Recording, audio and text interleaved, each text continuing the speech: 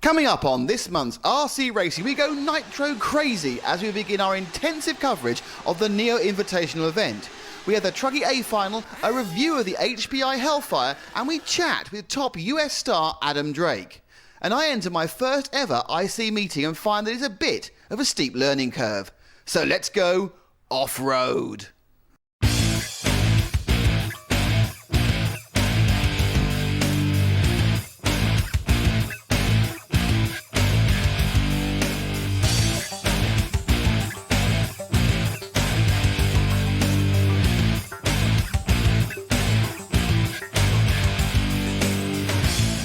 Welcome to RC Racing's coverage of the Neo Invitational race at Harp Adams Agricultural College in Telford, England. Here, over 3 days just before Christmas, 160 drivers competed in two classes, buggy and truggy, to win the last big event of the year. We chatted to race organiser Phil Mortsed about the way the event came about.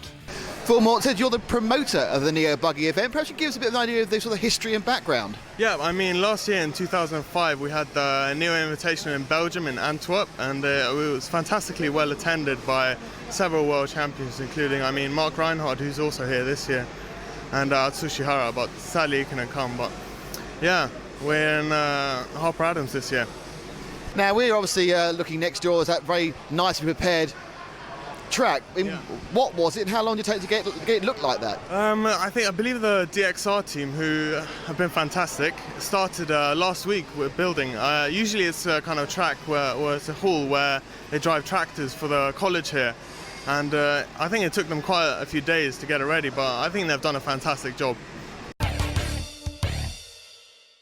Such a prestigious event has attracted the top drivers from around the world, as well as many world champions, both past and present, and one other driver. This weekend I'm taking part in the Truggy class. In fact, I'm part of the Hot Bodies Europe team because they've very kindly lent me all the equipment. In fact, you might recognise a couple of my teammates. There's Andy Moore. He's the current 112 Touring Car World Champion. And of course we also have the last world champion, Mark Reinhardt from Germany. But my mentor for this weekend is IC Rallycross expert Adam Skelding, who's just down here. And just next to me is his dad, Lindsay, who's doing me fuel, which is probably more important than anything else.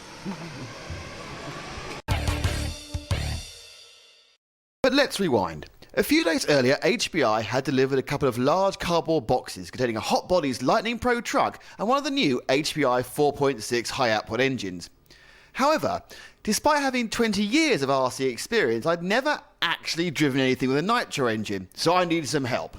Luckily, my local hobby store was at hand, and as chance would have it, Thule's RC Toys are RC monster truck experts, and in the hands of proprietor Simon Thule, they converted my boxes of bits into a race specification truck, helped tune the engine and set up the radio and brakes. The only downside was that due to time constraints, the first time the car would turn a wheel in anger would be the first practice run at the Neo event. Still, it's just another RC car. How hard could it be? Anyway, before we carry on my story, what exactly is a truggy? Truggy, basically it's a mixture of two words, truck and buggy. Truggy class came about by people racing trucks and wanting a bit more performance. The truck is a little bit higher and a little bit square in proportion. You can see the similarities now between a truggy and a buggy. Most truggy cars started off as buggies.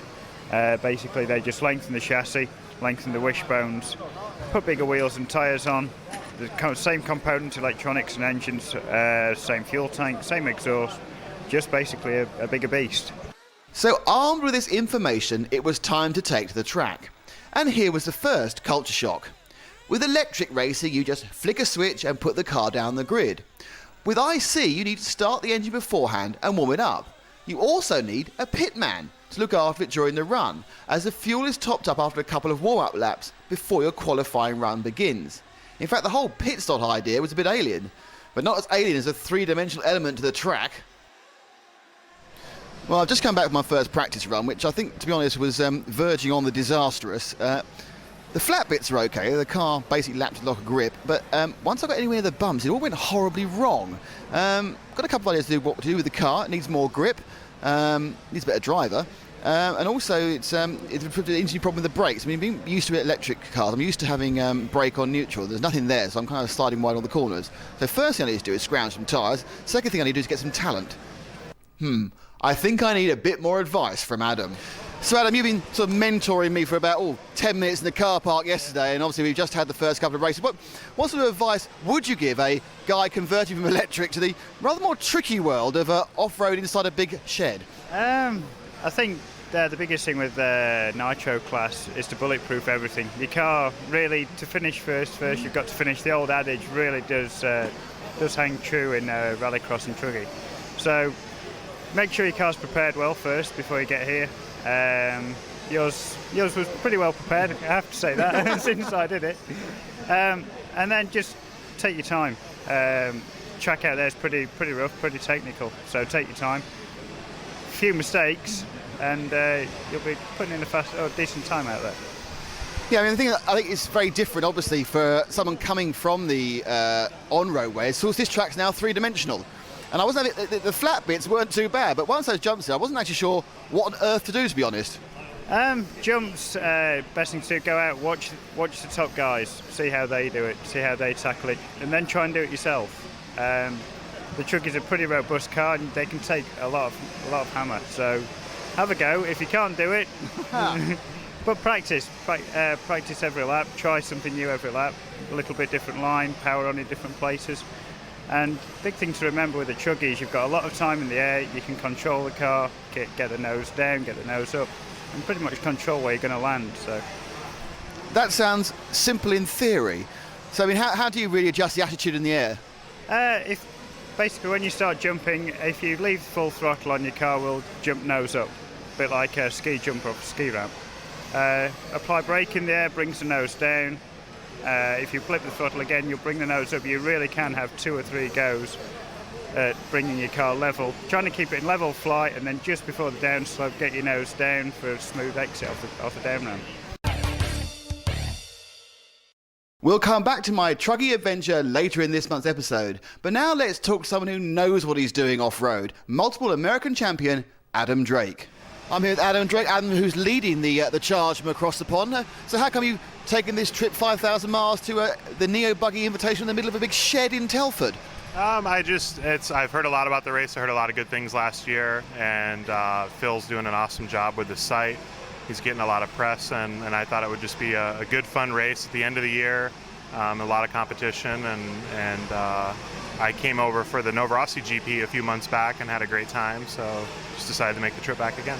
So how strong is sort of Gas 1/8 in the US? Because it seems that from the outside they're more interested in sort of truck racing. No, the 1/8 off-road Nitro is by far the most popular in the US right now out of all the classes between Nitro and electric.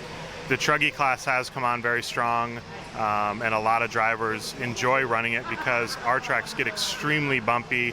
We have lots of big jumps, and the Truggies go through the bumps very well. But 8-scale buggy is still the most popular class, the most prestigious class.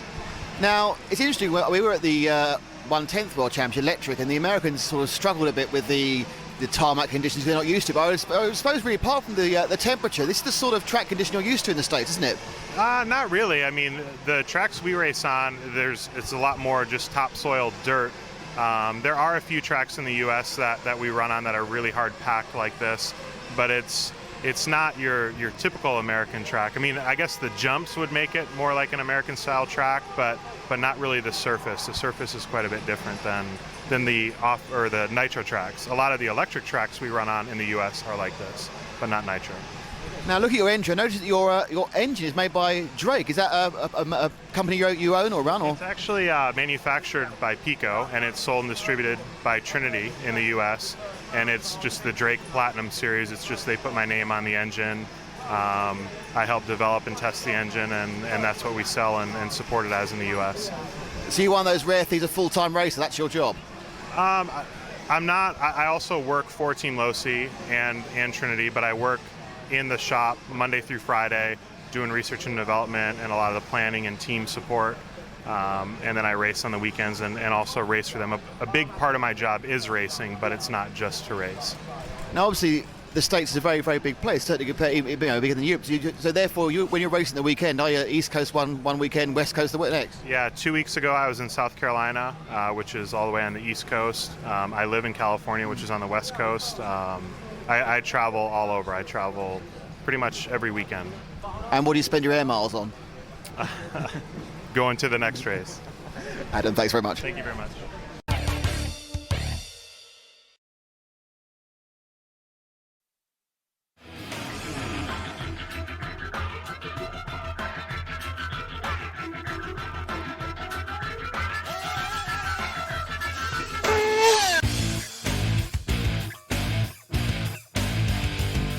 The new Hellfire from HPI has been designed from scratch with only one goal: maximum performance in all conditions, no compromise. The Hellfire is not a converted buggy or a tuned up monster truck. It is purpose built to be faster and give better handling than any other competitive truck. A high level of attention to detail is paid in every area. HPI designers strove to increase performance, to reduce maintenance, and to simplify chassis adjustments. The result is a new definition for performance truck. This is the Hellfire SS. Supplies a highly specified rolling chassis. There is also a ready-to-run Hellfire, which is powered by a new Nitro Star 4.6 HO engine. HO stands for High Output Version, which provides increased horsepower and more torque. Hellfire features all new suspension and steering geometries, especially designed for the best performance with big truck wheels and on rough terrain. A very low centre of gravity gives increased responsiveness and better chassis balance. Hellfire offers a wide range of tuning adjustments. You can fine-tune the truck to every condition or personal driving style. All important suspension parameters are easily adjustable.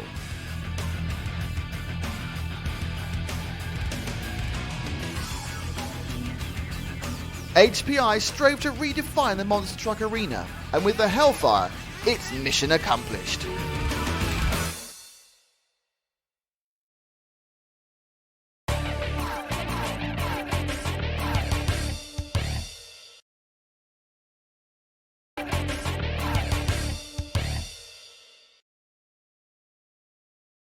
And now back to my Truggy adventure. Right, so we went away and had a good think about it last night and actually found out there was a problem with my transmitter. Obviously there's a problem with the person behind the transmitter as well, but there were some actually issues there.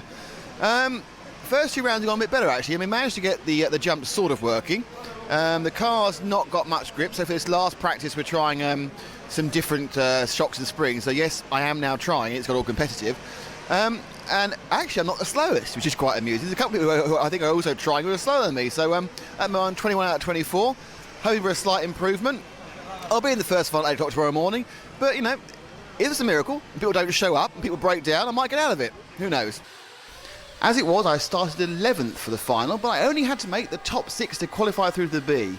I decided to try a canny idea of starting quite slowly and picking myself to the wreckage, which worked really rather well. In fact, I think I was in 4th place. So well, in fact, the cameraman, convinced I'd be at the back, got confused and started following the wrong car.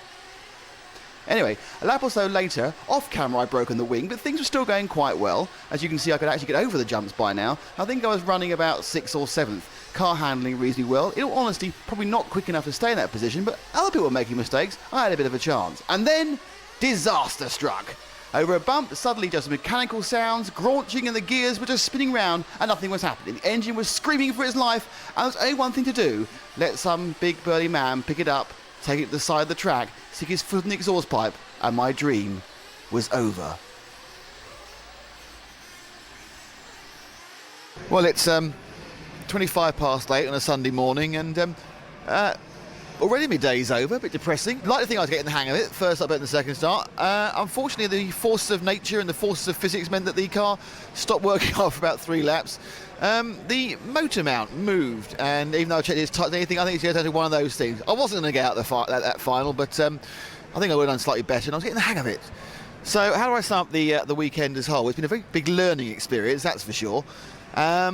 I'd love to do it again. I like to do the rallycross side of it. I'd like to do it with a bit of practice and see what happens then. But I'd like to finally say thanks very much to Matt and to Adam and to Lindsay and obviously to Simon Tooley at the model shop for helping me out and getting me through this weekend. And thank you very much, everybody. And I suppose, can you teach old dog new tricks? I don't know, but I'll give it another go. It was fun, basically. And now let's see how it should be done and join John Hindhoff for the Truggy A Final. The A Truggy Final then. 12 of the best are standing by for action. We're waiting for the flag to go up and the hooter to sound. A little bit of creeping in the middle of the grid, but it's a relatively clean start. No, it's not. And the second place man, that's the Spaniard Bate, who is thrown off to the left-hand side of the track. Drake has got away very well indeed. The American on the low-C buggy has disappeared in the distance already. Look at that lead from Alsop there, coming through into second place. Then there's quite a battle for third and fourth.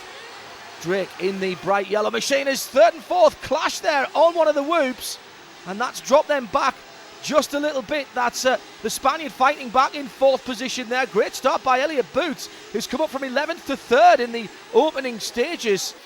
There's Alsop going through in second. What a battle for third, fourth and fifth now as Andrew Smollink comes through. And looks like a little mistake there. Yes, the Spaniard's gone back through into third. Mistake by Boots. And Smollick's gone through. Smollick's gone through as well. Oh, that's tremendous stuff. So he's had a good start as well. Started in seventh position and now up into third. There's the Spaniard in fourth position now. And just not quite looking as confident, is he, as some of the other drivers over the whoops. Meantime, Adam Drake is just disappearing in the distance as Robert Bataille there has another little look. This is a great battle for third position, and they're gaining, you know, they are gaining on Graham Alsop. There he is, and again just a bit of understeer through the final corner at the start-finish line from Smolnik, and that might have cost him the place. It has. New third place man as Robert Bataille has gone through and immediately begins to try and get onto the tail end of that second place buggy, and look at that, second, third and fourth together. Drivers having to try and control the cars in the air, and that's very well done by Robert Bataille. He's gone back through into second, so a disastrous start for the Spaniard. He's now managed to regain second position, and oh, that's the third and fourth together. Alsop has had a coming together with Smolnik, and that's dropped them way down. Yeah, they've at least lost a couple of places. I'm sure I saw Daniel Vega go through there, and also Greg Degani. So that's pushed them down. Drake leads from battle. That's ahead of this battle for what now, fifth and sixth. And oh, that's very lucky. Back onto the wheels. Didn't lose too much time there, and has managed to hold on. Smolnik just getting back up now behind the rear wheels of Vega. Has a little, oh, and he's over. That's Vega that's gone over. And very quick action by the marshal means he doesn't lose too much track position. Here's the battle for fifth and sixth position. Smolnik having a little look on Alsop. There's Degani going through the shot. That's all closing up again in the midfield, isn't it? Look at the speeds down the main straight. Very, very technical indeed. Oh, there's another problem. That's going to cost a lot of time. Now, Smolnik gets a great jump there and doubles the last whoops and takes a position. Oh, well, was that a mistake by Alsop? Perhaps just being a little bit conservative as he attacked the middle centre, the centre section of the whoops there. Should really be doubling it, a driver of his calibre, and it's cost him a position. Smolnik then moving up one, and now tries to close in on the American, Greg Degani. There's the leader, the other American. We could almost say we haven't seen much of him, because Adam Drake has led from the hooter, and that is sheer class. Just watch how he controls the buggy over the bigger whoops by accelerating or braking to just change the attitude of the vehicle in the air. Now, low-C buggy, bright yellow, easy for us commentators to spot, but really it's much easier to say he's just so far ahead that we know who he is. Right, now back to the battles further down the field. That's the Mugen buggy of Stuart Wilcox, Jamie Booth in sixth position, then Alsop and Vegas right there as well. So the bottom half of the top 10 very close together, and a problem there. And that, I think, was Jamie Booth, who has dropped out of that little battle. Wilcox still leading it. Oh, and Vega has another little incident as well.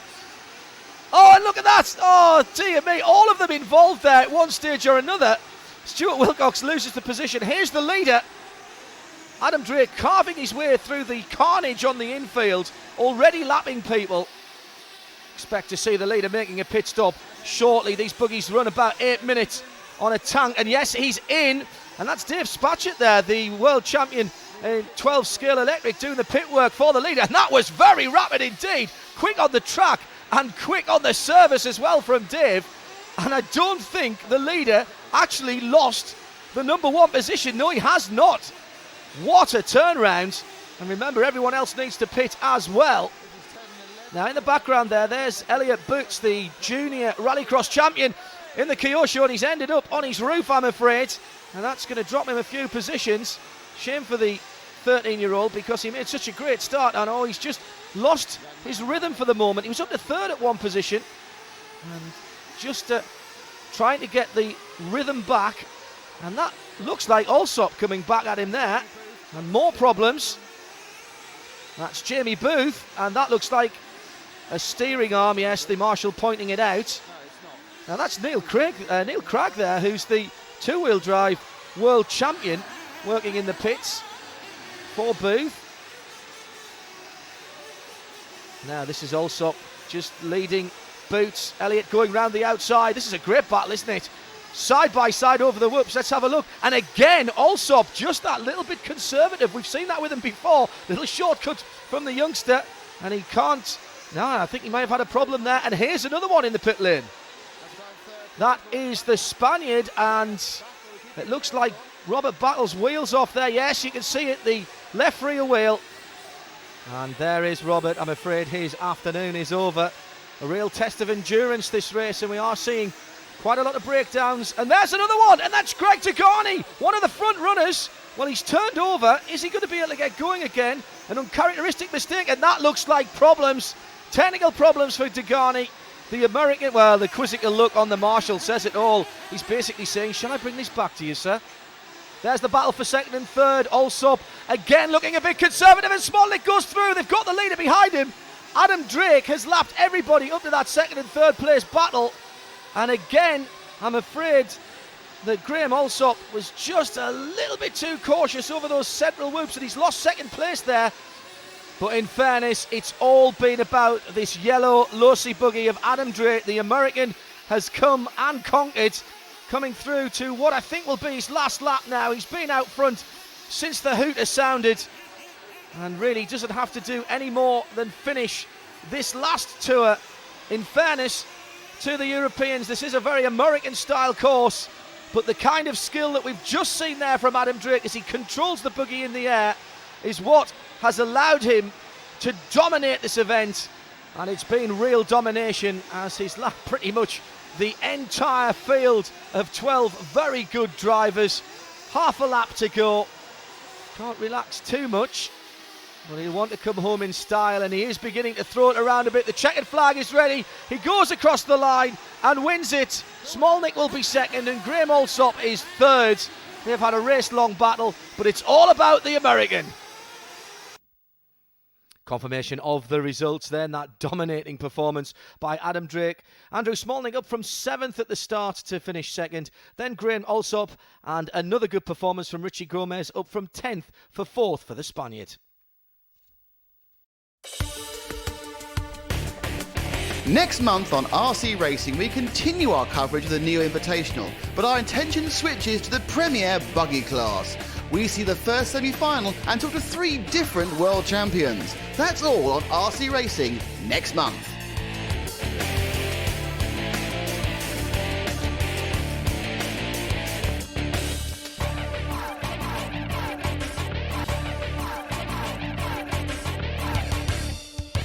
Let's go off-road.